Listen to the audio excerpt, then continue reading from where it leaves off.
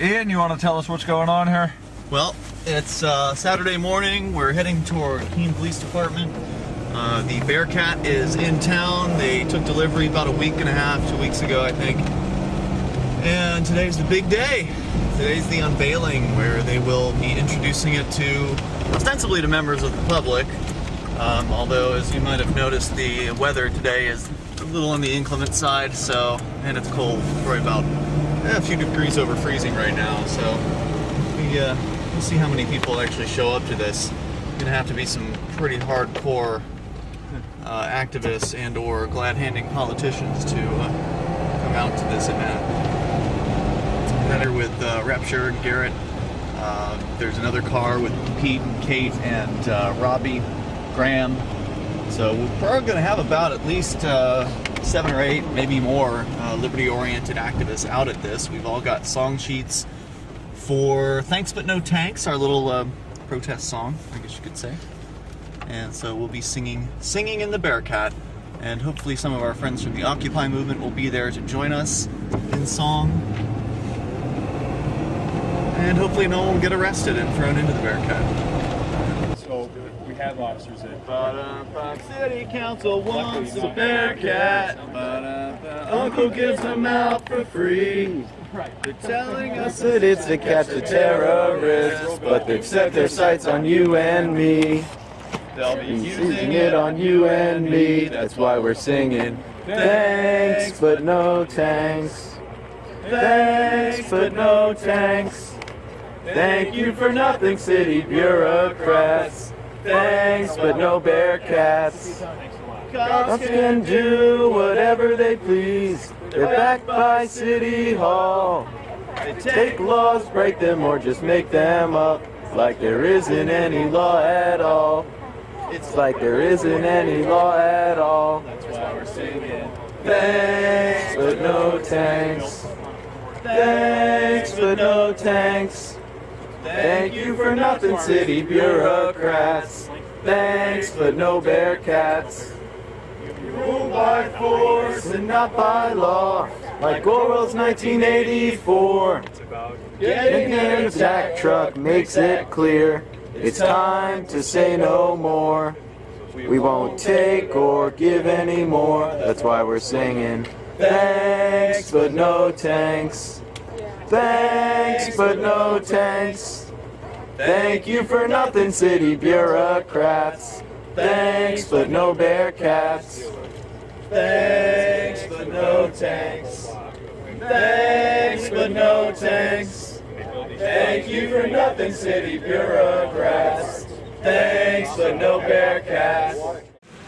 Oh, and look, it's a nice military green.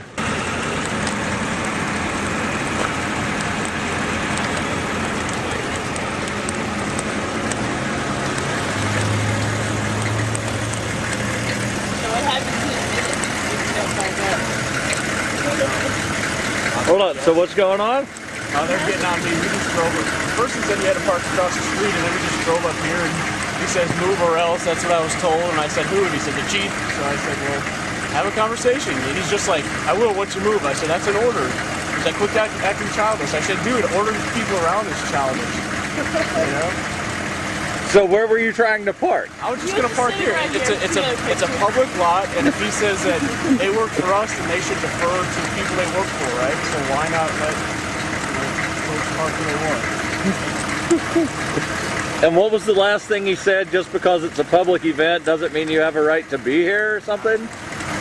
It's all arbitrary, man. I don't know what... Oh, I know it is. I'm just trying to figure out exactly what is going on here.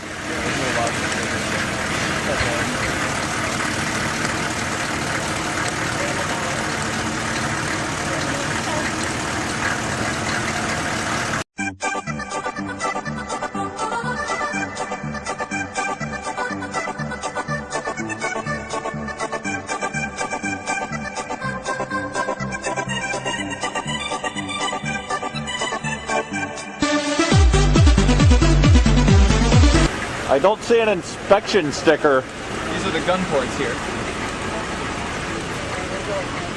Where's the inspection sticker? Yeah, they have been driving it around. Who had a question? I didn't hear it. I've got a question. I do not see an inspection sticker. I don't know what to tell you. That's a good point. It's registered. Yeah, I noticed the license plate on the back, but there's no inspection I'm not sticker. sure it has to have it. But I will find that out. And Okay. thank you. And your name is? Captain Russo. Captain Russo, thank you. Fortunately, it's everything on the road. In fact, I will find that out. All right, so I'll be able to get an answer. How you doing? Okay. It may be stuck on a seat in there somewhere. WBIN. Oh, where's that? Ballistic windows. I don't think they want to stick anything on. But if not, we'll have it fixed by Monday. So when you say rescue, like how would this be used in that situation? How it's going to be used, that's very controversial. We're going to use it hopefully as primarily as a rescue vehicle. That could be rescuing people from natural disasters, man-made disasters, criminal acts, downed officers, downed civilians, evacuating civilians, whether it's from the flooded zone or from a house next to a bank that clears bank robbery. The wide range is very what we're going to use it for. Has already been discussed, but we won't know what comes in 2 hours, an hour, or 2 months. All right. And one of the things that was on the application was that it thought it might be useful if something happened at Pumpkin Fest. Can you expand on that? I wasn't sure. It could be. It gets into a complicated area of terrorism, definition of terrorism. There really is no national definition of terrorism. I don't even want conversation on terrorism. We need something to be able to help protect up with 40, 50, 60,000 people that come here. Is this going to prevent a terrorist act during Pumpkin Fest? No, it would not. But it would certainly help us respond to one. Radiologically protected would also be useful during the Pumpkin Fest, as we also have that capability through another resource given to us by the federal government. So do you anticipate using that vehicle? We hope not, actually. We hope it never leaves the garage other than training. And it's also geared as a SWAT truck. That's what it's sold as. What people think it is. We look at it as patrol operations support vehicle also. Patrol officers are going to be using it or may use it just as much as our tactical. It's not strictly a tactical team vehicle. Everybody will be trained on how to be able to work and use it to drive. So when you say the patrol officers will be using it, like we might be seeing this up and down the streets of Keene? No, please. Okay. No, absolutely not. That's what I wanted to check What I mean by that. patrol officers will be trained how to use it to deploy it in an emergency. It's not strictly we call in a tactical team and wait for them to get here and bring the vehicle out. If Marlboro calls says they have an emergency that meets our requirements to deploy the vehicle, patrol officers will be trained to get in it, bring it to Marlboro, and assist Marlboro. Same as Swansea, Chester, anywhere else. Basically, they'd be calling and asking for what's called mutual aid. The only difference is instead of sending an officer in prison, we're going to send an officer in Bearcat because whatever they have going on justifies the use of that Bearcat. Okay. Very well. Thank you very much, Captain. Appreciate your time. I don't know if it's true that it was most of the opposition. There was a large amount of I would say the locals. beginning of it. Yeah, well, actually, what started it was Terry Clark, who's a city councilor here in Keene. His son Mike kind of spearheaded a petition drive to get signatures from folks all across Keene and the area to oppose this. A number of Free State Project participants, including myself, did assist in that petition drive, and it was really a decentralized effort. I mean, there was no one who's really in charge of anything. You know, somebody wrote the lyrics to Thanks But No Tanks. Somebody else, designed a flyer and had that printed out. Yes, Free State Project participants were definitely involved, but also people who've been, New Hampshire natives and people who've lived here a long time also were involved.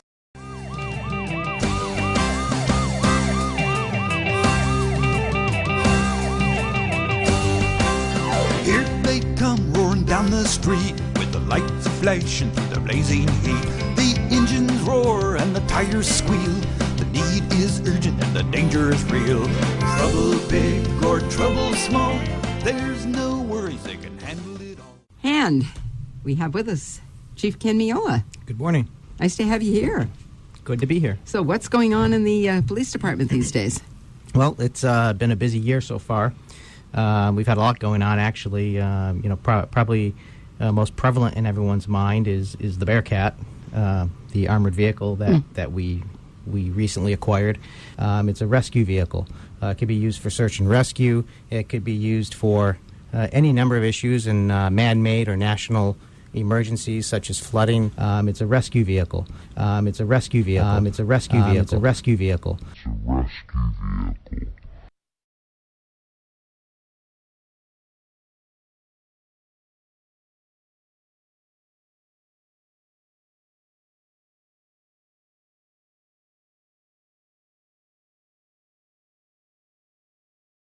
Truck holds 10 people. Camera systems. Those are ballistic rated mats. Regular camera color. The passenger side camera is set for the FLIR camera. Is a gun port opening. Okay. There's two others underneath it. That white box. Yes. That's actually the gas monitoring system radiation. The first box you see with the joystick on it. That moves the cameras up and down, 360-degree rotation. A police radio. Where are the cameras? It's up front on the front passenger corner. The other corners are equipped with spotlights. Those knobs there, those are the joysticks for the spotlights. They move them around and up and down. Passenger can use the camera. The passenger may get out and join. If it's a tactical team operation, he's probably going to be on the team, and he'd probably be with the team. Could you show us opening the turret? Would you be able to do that? It just pops open. It's hydraulic, like your lift gate on your SUV. The cover of it is rated the same as the truck. What is the truck rated for? 50 caliber. That's the stand. If you wanted to climb out of the truck or man that manhole there, the turret manhole there. It's a 3-position stand. It goes at the 3 levels. It's an automatic, and the hub is a manual locking hub. So you either have free or locking hubs. So you get out and you lock the hubs in, and then you can engage the 4-wheel drive system. So if somebody shot at one of these windows, they're bulletproof, right? Yeah, it is a new piece of equipment for our tactical teams. The mats that I showed you for the skip fire rounds. If you have a big parking lot like this, and the team is needed for whatever the incident may be, there's really no good way for the team to approach a building like this that has such a big parking lot. It's a gas motor. Open it and show us how it works. And it just pulls open. Okay. It just shuts. Tires are run flat tires. That's the camera. Cameras up there, power mirrors. 2-way intercom.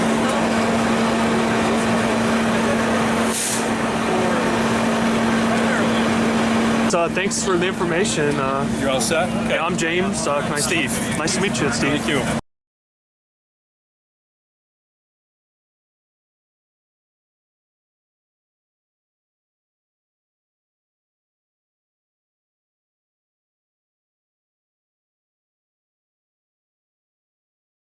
Do you have any facts about the vehicle that? What would you like to know? This truck here carries a lot of that specialty equipment. This is our rescue. We have power cords run lights or fans. Fan, we run sawzalls, any type of tools that we need to run. Skill saws. Stabilizer struts. These are for stabilizing vehicles. Okay. If they're on their side, rolled over or something, we need to stabilize them to get people out. We can use them for that. We can also use these ones here for structural problems, like if a building's, say a car ran into a building or a snow load on a building made a roof start to collapse. We can use these type of things with these bases on the bottom here, different attachments that help stabilize things. You have a first aid kit. When it has all the medical stuff on it so we can treat people. These are just stable blocks that we use to, like when we're stabilizing tires or something, we'll just, crib up underneath it to keep it from rocking. But yeah, and all the EMS supplies.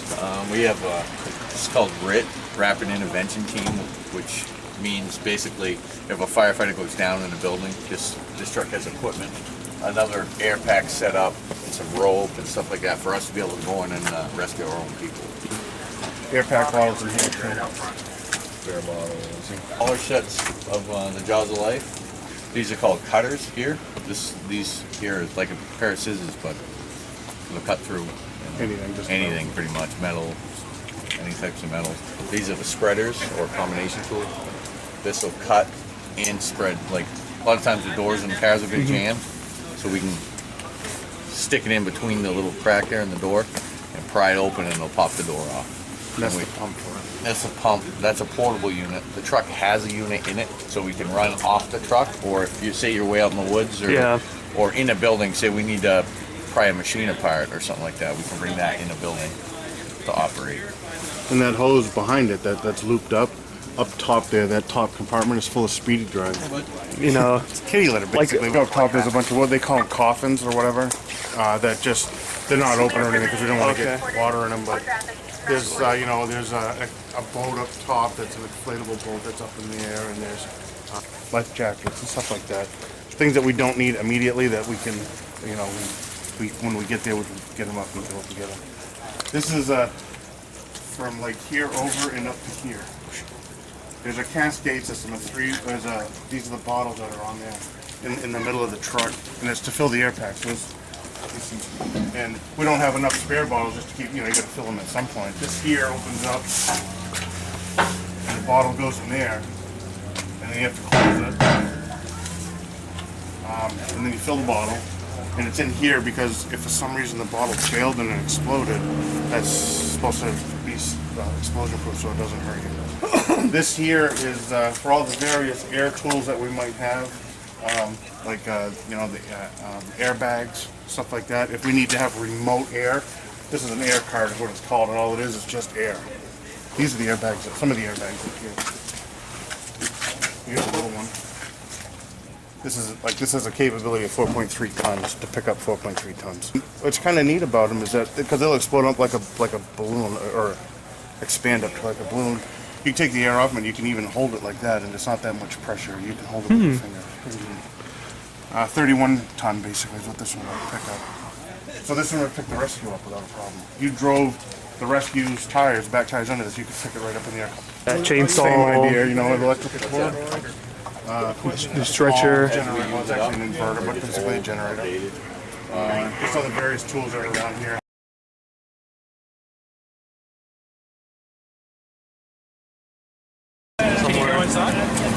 We're not doing that today. Oh yeah, let's see that. You mind if I stick my camera? Oh no, go ahead. Just jump up in there if you want. Oh, cool. I don't think they'll let me do that at the other one. No, probably not. Oh, thank you. To your left there. Wow, this is right behind you. Is like these are all our cold water rescue, swift water rescue equipment right here. In the right front, the lieutenant or the lieutenant usually does, but the captain could, or whoever. He's the guy in charge for the most part, up in the right front, or the passenger side. And he can say, hey, make sure I want you to do this, I want you to do that, and you can talk to everybody that's in the truck here. It's nice, it's quiet and stuff like that. So. Well, thanks for showing me this vehicle. I'm James. To me, you guys are like truly heroes. And well, you know what, I love what we all love what we do for a job, and we hate bad things to happen to people, but things do happen to people, and if I'm glad to be working if I can help you. So.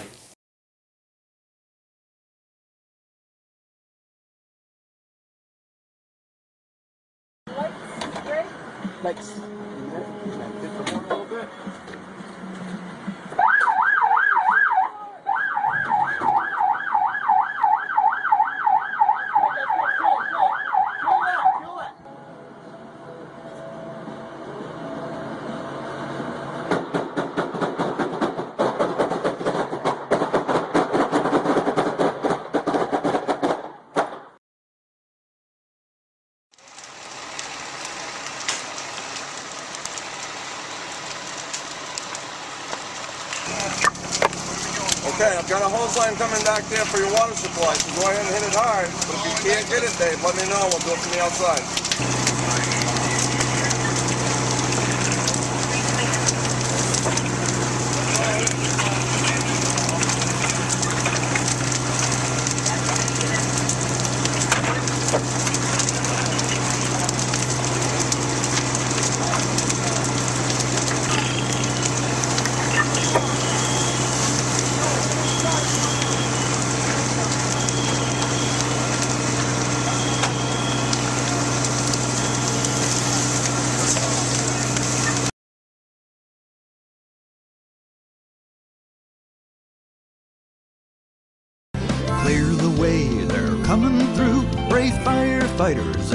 rescue crew. If you need some help, why, you're in luck, because here comes a great big fire truck.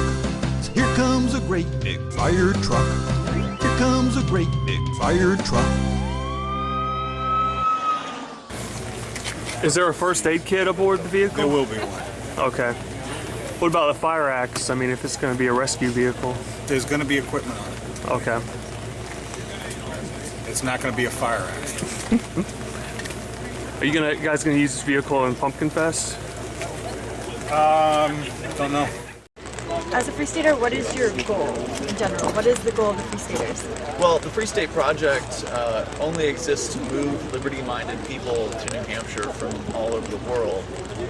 So that's really the extent of what the Free State Project is. It's just simply a project to encourage people to come to New Hampshire and to get active in a variety of different ways. And those ways can include, can include protesting, as we might be doing today, or outreach, perhaps, running for political office, doing civil disobedience, creating media. I mean, there's a variety of different ways one can be active. But the idea is to get people who are willing to actually do something to move here. And there are now over 13,000 participants in the Free State Project. About 1,100 of them are already here in New Hampshire. So we're 2/3 of the way to the goal of 20,000. Here, obviously, some people are not waiting until 20,000. Like me, I moved 6 years ago, so I would be considered. Anyone who's here now as the Free State Project, as a Free State Project member, would be an early mover. So everyone's an early mover until it reaches 20,000 goal. Where did you live before? Like, how did you find out about this Free State program? I was living in Sarasota, Florida, was where I was born and raised, and I found out online. I don't remember exactly, what channels exactly what website I saw it on, but I saw it somewhere online, I think, and this was like a decade ago. It took me about a year to decide to actually sign up, because I was kind of, being a Florida native and on the skinny side, I was a little bit afraid of the cold. So it took me a while to really kind of get over the idea of being cold for a chance at more freedom. How do you welcome people to the community? Like, how do people find jobs here when they just come on over? Where do they live? How does this work? Well, people come over to wherever they want to. I mean, some people find a job before they move. Some people move, then they find a job. I mean, it just depends on folks' financial situation. If somebody doesn't have a whole lot of money, then it might make more sense to find a job before they move. If they've got some money saved up, maybe it makes more sense to make a move and then find a job. But there are resources online. There's the Shire Society forum, at forum.shiresociety.com, which has a housing section. It's got a job section. So when somebody sees a job, like a help wanted sign or something like that, they might post up there and let folks know that something's available. There are other forums as well online that people can connect with, like the Free State Project has a forum. They've got some job info on their website. And these are ways for, resources for people to utilize, besides, the standard newspapers or what other websites might be out there. And I've read something about the pork manors. Are those houses that a Free Stater buys and then rents out to Typically, yeah, that's exactly what that is. And how do the residents of Keene react to you guys? Depends who you ask. I mean, some people are very supportive. Some folks are not so much. And some people are mixed. They like some of the things that they see, and they don't like some of the other things that they see. And some people don't even know we're here. What is your platform for the elections? If you guys want to be elected into the government, I actually ran for state rep this year. Okay. So my platform was secession from the federal government. That was one thing. Another one was ending victimless crimes. So ending the war on drugs, for instance, making it so people who haven't hurt anyone aren't being arrested. That was a big one for me. So if you did get elected, would you try to end government? How would this? I'm confused at how this would work exactly. Well, that's not exactly something you can do overnight, right? You can't just push a button and make the state disappear. But I would certainly favor any kind of legislation that would roll back government's involvement in people's lives. I mean, ultimately, if you're going to have a government, its maximum role should be to protect life, liberty, and the pursuit of happiness. We don't see that happening today. The Keene Police Department here has done drug raids on people's homes over an ounce of marijuana, holding people at gunpoint. I was in jail with a guy who was taken out of his bed in the middle of January with snow on the ground, in his boxers, taken out of his bed at the point of a shotgun, and then cuffed outside. I mean, this guy, he actually was a Keene State College student. Had sold a little bit of pot to some of his fellow students and ended up spending several months in jail as a result of that. I don't think that stuff needs to happen. There was another guy in jail for a year for driving to work. This was a guy with a family. He was a manager at a restaurant, and he was just trying to go to work to, feed his family. They arrested him on a habitual offender status and put him in jail for a year. And these aren't unusual stories; they're very typical. The state ruins people's lives, and I don't appreciate that. How do you think the 2012 election went? Well, I mean, terribly it would have gone terribly any way it went. I mean, whether it was Mitt Romney or Barack Obama, they're both the same. So there wasn't really, it was more of an illusion of choice, as it usually is. Mitt Romney, John McCain, Barack Obama, they all have the same principles, they all come from the same belief system, and that is that it's their right to control people and tell people how to live their lives. So anyway, whoever wins, we lose when it comes to the elections. Now, on a local level, things went all right because we actually did get some Free State Project participants elected. Some were re-elected, some were elected for the first time, and some were elected after having missed a term. So that's always nice to see. What are your plans for the 2016 election? 2016. Well, for 2014, I'll be running again. Actually, in 2013, I'll be running for city council.